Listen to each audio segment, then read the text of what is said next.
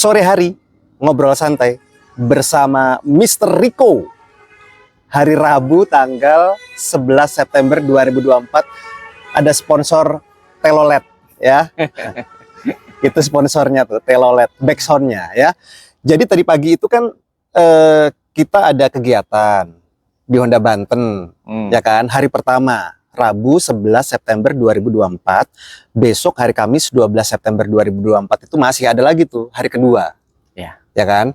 Kalau tadi tagging mengambil sidik jari klien, besok memaparkan. Gitu kan? Penjelasan hasil reportnya. Penjelasan hasil reportnya. Nah, kalau Mr. Rico sendiri berkecimpung di dunia layanan jasa analisis sidik jari, nyebutnya gitu nggak sih? Iya. Ya kan? Berkecimpung di dunia layanan jasa analisa sidik jari itu sejak kapan? Ya, tepatnya itu sejak tahun 2016 ya. 2016 itu sekarang berapa ya? Udah 8 tahun ya? 8 tahun. 8 tahun. Ya. 8 tahun berarti sudah lebih dari 10.000 jam terbang. Oh, lebih.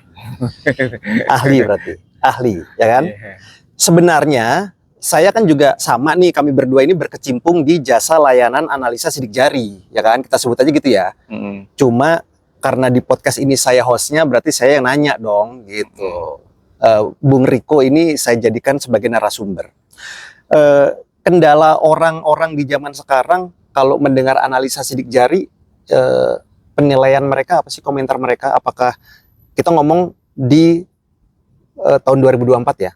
Apakah masih ada yang orang bilang, apaan sih, ramalan, atau memang udah lebih terbuka masyarakatnya? Oh iya, bagi pengalaman aja, sharing-sharing. Ya, kebanyakan sih kalau di sidik jari itu ya, pas kita dengan sidik jari, kebanyakan orang masih kosong sih ya. Maksudnya masih kosong? Masih kosongnya ini belum dapat ilmu? Belum ada ilmu kaitan sama sekali berkaitan dengan tentang analisa sidik jari. Yang mana mereka mengatakan seperti ini, cek sidik jari itu apa? Mereka selalu langsung berpikir, oh, pembuatan KTP, ya scan SIM, ya atau malah jadwal masuk kerja itu loh. Aku seringnya tuh, gitu ya. Absensi. Bahkan ada yang bilang dalam dunia kriminal tuh, cek sidik jarinya dalam identifikasi kasus. Gitu tuh. Bayang itu, kalau ada yang seperti itu tentang analisa sidik jari, kita kategorikan itu kategorinya masih kosong. Kenapa sidik jari yang kita maksud di sini adalah teknologi pemindai sidik jari, gitu.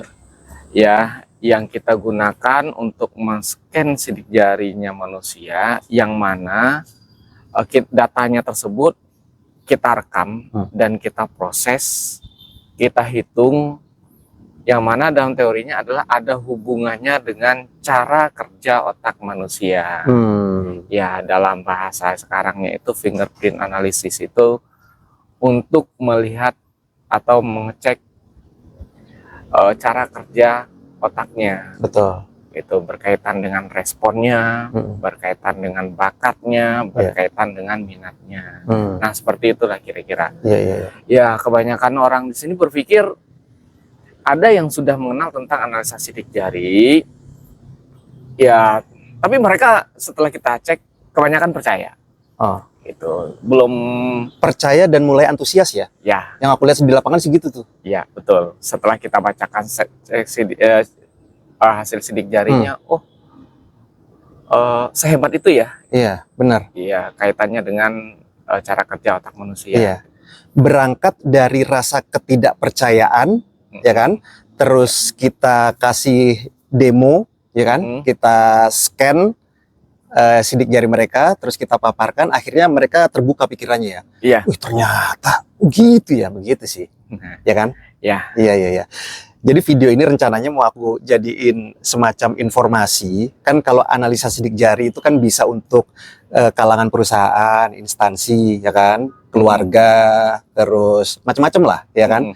Nih saya mau dapat klien doain aja dari perusahaan gitu. Terus dia nanya, Mas Gesa, saya butuh informasi banyak tentang apa itu analisa sidik jari gitu. Makanya aku bikin video aja biar menjelaskan. Oh iya, biasanya kita itu banyaknya cek sidik jari itu di anak-anak ya, di sekolah-sekolah Betul. biasanya. Namun kalau untuk perusahaan juga nggak menutup kemungkinan Iya, untuk meningkatkan performance dari karyawannya tersebut. benar. Dan memang sudah kita lakukan kan perusahaan dan Sudah banyak. memang diakui sama mereka Betul. gitu. Jadi video ini untuk informasi kepada perusahaan-perusahaan yang belum tahu atau belum mempercayakan kepada kami apa itu analisa sidik jari, ya kan? Boleh disebut brandnya nggak sih perusahaan-perusahaan besar? Oh iya boleh. Sok, Anda yang menyebutkan, kan Anda Iya. narsum saya.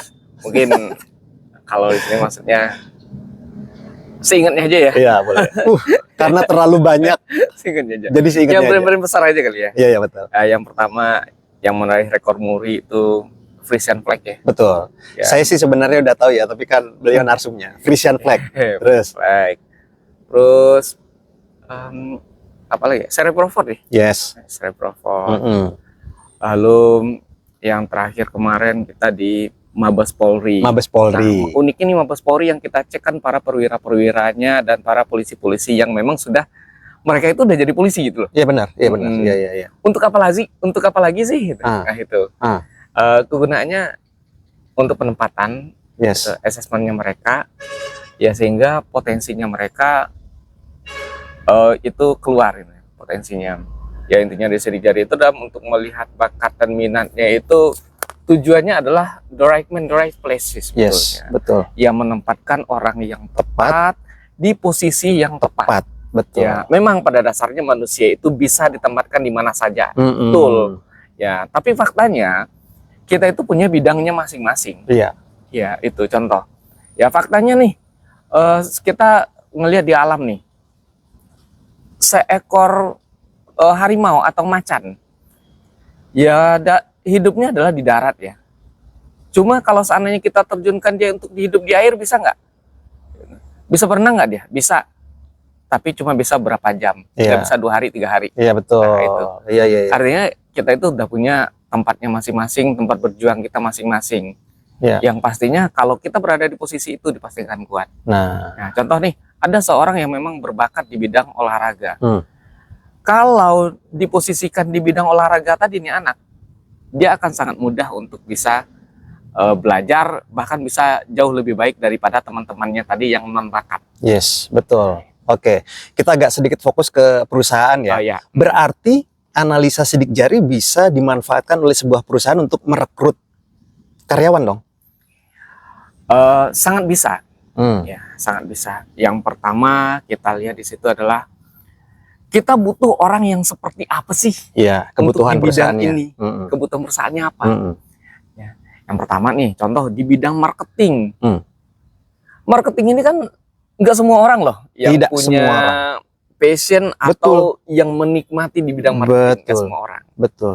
Ya berarti kalau bicara marketing kan bicara berkaitan dengan kepribadiannya, memang harus masuk tuh kepribadian marketing. Iya benar. Gitu. Jangan sampai kita menempatkan orang yang salah di posisi yang salah ya. Iya. Contoh, kita meng-hire seorang lulusan S2 atau S3 Mm-mm. membawahi di bidang marketing. Mm-mm. Bisa jadi dia akan jauh lebih kalah sama orang yang hanya lulusan SMA, Betul sekali. tapi passionnya di bidang marketing. Yes. Nah itu. Iya. Ada model sidik jari tertentu yang memang itu tipe marketing. Iya benar. Benar. Namanya sidik jari war namanya, atau goal. Yang mana orang goal itu kepribadiannya jelas. Orang yang memiliki ambisi. Gitu. Orang yang fokus pada tujuan. Memang egonya agak tinggi. Dan tipenya kompetitif. Nggak mau kalah. Ada dong orang yang kayak gitu? Ada. Apakah ya ada juga orang yang cenderungnya ngalah? Ada juga. Betul. Makanya kayak kita kalau ada yang cenderungnya ngalah, cenderungnya lebih ke arah cari aman, karakternya namanya loop ya, dorongan perasaan dan kenyamanannya tinggi. Nah, tipe-tipe pribadi yang kayak gitu kurang kita sarankan untuk di bidang marketing tadi. Tuh, ya. Ini Ya gimana mau maju coba? Yang dikit-dikit ditowel dikit ngambek. iya. Ya disuruh maju dikit gemetaran. Iya, benar. Ya disuruh di pressure dikit. Ayo nih closingannya mana nih? Closingannya mana nih? Iya. Ya. Udah bawa baper duluan. Iya, benar. Udah ngedown duluan. Gimana mau maju coba? Iya. Berarti kan butuh orang yang kerjanya under pressure, Iya. yang dia kompetitif. Apalagi kalau seandainya tipe sidik jari tertentu ini dia nggak bisa dibanding-bandingkan. Sedangkan untuk orang yang di bidang marketing tadi itu butuh motivasi untuk butuh dibandingkan, butuh tekanan supaya dia bisa lebih maju. Yes. Tuh salah satu contohnya. Nah, karena ini videonya nggak terlalu panjang dan banyak informasi yang seharusnya disampaikan lebih banyak lagi dan lebih detail, makanya undang kami dong, ya. Undang kami datang ke perusahaan Anda gitu kan, atau datang ke instansi atau ke komunitas agar Bung Riko ini bisa menjelaskan lebih detail gitu kan. Ya. Anda juga bisa bertanya, langsung direspon langsung. Ironisnya tadi ya, menyedihkannya ketika tadi misalnya kita cari marketing terus ternyata salah orang diletakkan di tempat yang salah, itu ironisnya lagi lebih parah, perusahaan mengetahui setelah 6 bulan ya kan, setelah 10 bulan ya udahlah berantakan kan, Ya. ya kan, seringkali kan begitu, pantauannya kurang. Menempatkan orang yang salah, ruginya kedua belah pihak. Nah Kedua belah betul, pihak apa? Yang pertama budget yang lebih oleh perusahaan. ya Yang kedua orang tersebut dia nggak nyaman di bidangnya. betul. Itu. Iya. Caranya gimana? Lebih mudah kok, lihat aja dari sidik jarinya. Nah, lebih mudah. Kan sebenarnya orang itu bisa belajar, betul bisa belajar, benar. Cuma untuk belajar tipe orang dengan karakter yang tepat tadi, sama untuk belajar orang yang karakternya memang bukan di bidangnya, itu hasilnya jauh. Iya, betul. Ya. Yang memang bukan di bidangnya dia perlu effort yang lebih tinggi untuk mencapai itu. Iya, dan belum tentu mungkin maksimal ya. Yang belum maksimal. Iya betul. Ya. Tapi kalau udah yang tepat ya akan lebih efektif ya. Ya. Lebih Iya, iya. efektif, lebih mudah, biaya lebih murah, Iya. dan hasilnya lebih maksimal. Iya, karena di luar sana juga banyak orang-orang yang udahlah, walaupun aku nggak suka marketing, passionku nggak di marketing, tapi nggak apa-apa lah, setidaknya aku dapat gaji bulanan. Berarti kan cuma ingin mendapatkan gaji buta, Cari aman. cari aman. Dia cari aman dulu. Nah, iya itu kan disayangkan kalau perusahaan mendapatkan tipe orang seperti itu kan. Begitu. Iya, iya, iya, iya. Kemudian kita cari lagi nih, misalnya tipe manajerial. Tipe manajerial, tipe orang yang senang bisa ngatur, mengelola, ngitung dan sebagainya. Ada juga tipe sidik jari yang seperti itu. Mantap. Iya. Dibutuhkan nggak? Sangat dibutuhkan untuk di posisinya. Oh iya. Gitu. Dibutuhkan untuk di posisinya. Mungkin kalau untuk di posisi misalnya untuk kategori marketing tadi, yang begitu tuh kurang tepat. Betul. Kenapa? Pasti dia dalam hal pengambilan keputusannya itu agak lama. Tipenya perfeksionis. Ya gimana mau closing coba mikirnya panjang. Nah, ya kan?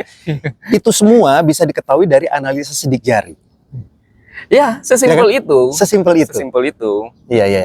Dan memang sekarang ini sudah ada toolnya, sudah ada alatnya. Berbeda kalau misalnya memang tidak ada alatnya, kita mau gimana ya? Orang nggak ada alatnya, gitu ya udah tebak-tebak aja gitu loh. Tapi kan sekarang ada alatnya, jadi ini sangat mempermudah untuk perusahaan atau siapapun lah yang ingin merekrut karyawan atau ingin mendapatkan tim yang solid gitu kan. Ya. Iya, mantap sekali. Ya, memang sih dari sidik jari tadi ya, ini murni genetik atau bawaan lahir. Ya, lain cerita, oh saya kan itu setelah belajar, jadinya seperti itu beda lagi. Iya, iya, iya. Ya, itu tesnya beda lagi. Oke. Sip. Dari sidik jari, kita melihat kondisi bawaan karakter, bawaan lahirnya. Murni bawaan lahirnya. Gitu, yang menjadikan dia memang di bidangnya passionnya masing-masing itu ya memang sudah pemberian dari Tuhannya seperti itu. Yes. Video ini memang khusus ya untuk Anda-Anda yang berada di perusahaan. Karena kalau untuk analisa sidik jari selain perusahaan juga bisa dilakukan untuk menentukan penjurusan kuliah ya kan bagi anak, lalu bagaimana mengetahui dan memahami watak kepribadian karakter pasangan yang mau merit gitu kan. Iya, nanti kita bikin video-video yang lainnya lah. Tapi ini saya meminta bantuan beliau ini untuk lebih menjelaskan, lebih fokus ke perusahaan gitu ya. Sebenarnya jatuhnya nggak mahal ya kalau misalnya perusahaan ingin merekrut karyawan terus menyisihkan budget X rupiah untuk analisa sidik jari dulu kan? Ya, sangat murah. Iya kan, daripada dia harus menggaji bulan demi bulan. Yang pertama, orang yang masuk ke perusahaan dia meng-hire tenaga baru, perusahaan tuh ngeluarkan budget loh. Budget apa? Budget training. Betul. Gitu. Ya. Budget training. Terus nanti ada uang makannya, uang ininya, Iya, uang ini dan sebagainya. Gitu. bener. Artinya orang dipanggil kan harus dikasih makan, harus dikasih fasilitas. Iya. Mereka perlu budget. Iya, iya. Nah, sedangkan kalau ngasih budget kepada orang yang memang bukan bidangnya kan dia dapat lagi. Iya, benar. Gitu. Iya, iya. Belum lagi misalnya 2 bulan resign. Oh iya, banyak sekali tuh yang seperti itu. Iya, iya, iya. Karena ada orang di luar sana yang masuk ke perusahaan itu cuma coba-coba aja kan ya. Kan sekarang di Indonesia itu cari kerjaan kan susah. Iya. Cari kerjaan itu kan lapangan kerjaan terbatas. Iya. Sedangkan orangnya banyak. Iya. Jadi gimana? Ya udah yang penting gua kerja deh. Yes. Gitu. Yang penting gua kerja. Gitu. Kenapa? Anak di rumah butuh makan. Iya, butuh betul. ini, Padahal dia juga nggak passion di bidangnya, perusahaan juga pasti akan tidak mendapatkan hasil yang maksimal, ya kan? Ya. Oke. Nih, terakhir ya, udah mau sore. Tanpa bermaksud menyudutkan pihak A, B, C, D, E ya. Ini dari kacamata Mr. Rico selaku dari analisa sidik jari. Ada perbedaan sih kalau ada yang nanya nih misalnya, aku mewakili yang nonton. Mas Rico, tapi kan di perusahaan saya udah melakukan psikotes. Bedanya apa? Sama aja kok selama ini kami melakukan itu biasa-biasa aja. Gimana tuh? Ya, sebetulnya cek sidik jari dengan psikotes ini bisa seiring sejalan, Seiring sejalan. saling melengkapi satu sama lain. Bedanya di sini, psikotes itu bisa mengecek performa seseorang, keunggulannya, memang kondisi seseorang tersebut pada saat itu. Itu.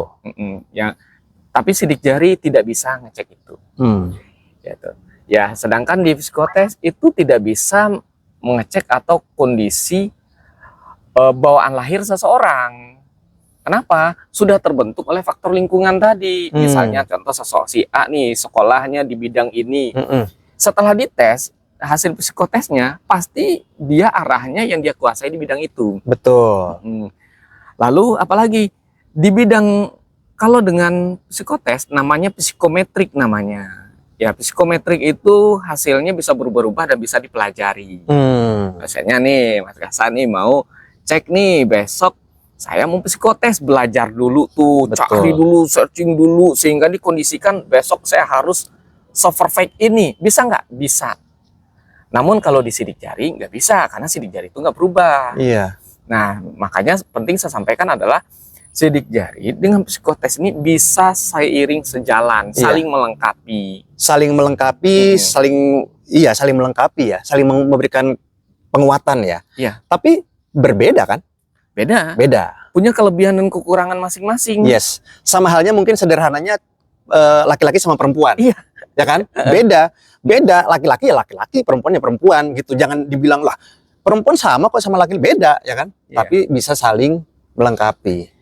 Iya, menariknya seperti ini. Meskipun sama-sama bahan outputnya adalah tentang teori psikologi sama, tapi toolsnya saja yang berbeda.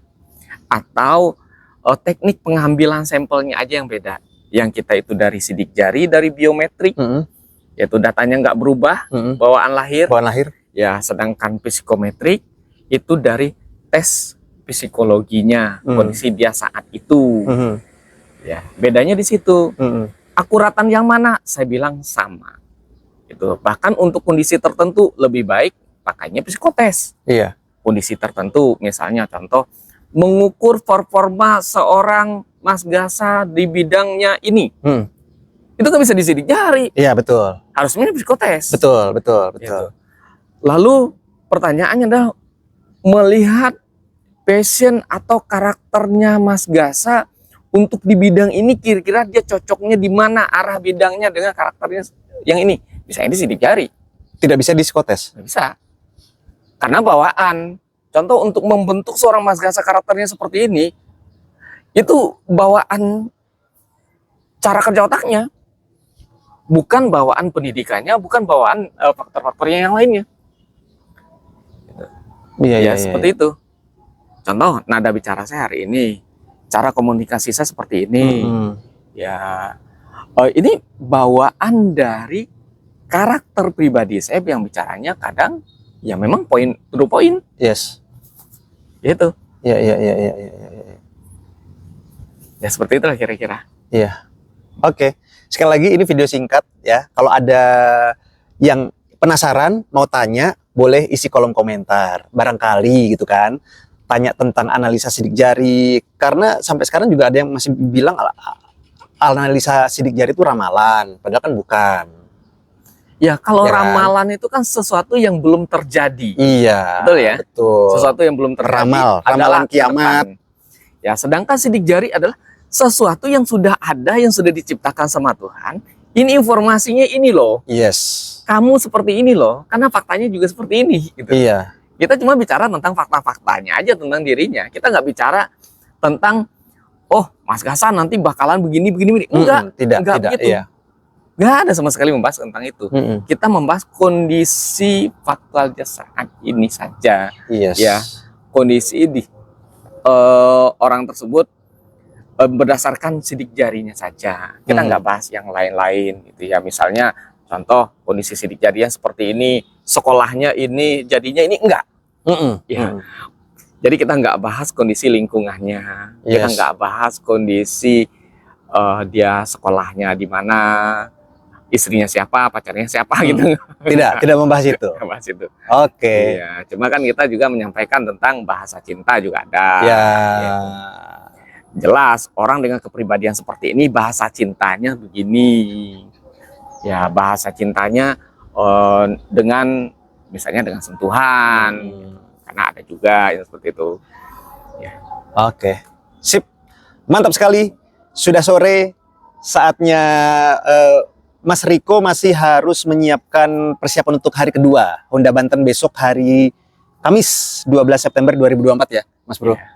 Mohon maaf nih kalau ada yang salah penjelasan. Nggak ada dong. Iya. Nggak ada. Kalau saya dengar sih nggak ada. Ya. Bukan berarti karena saya di pihak Anda ya. Iya.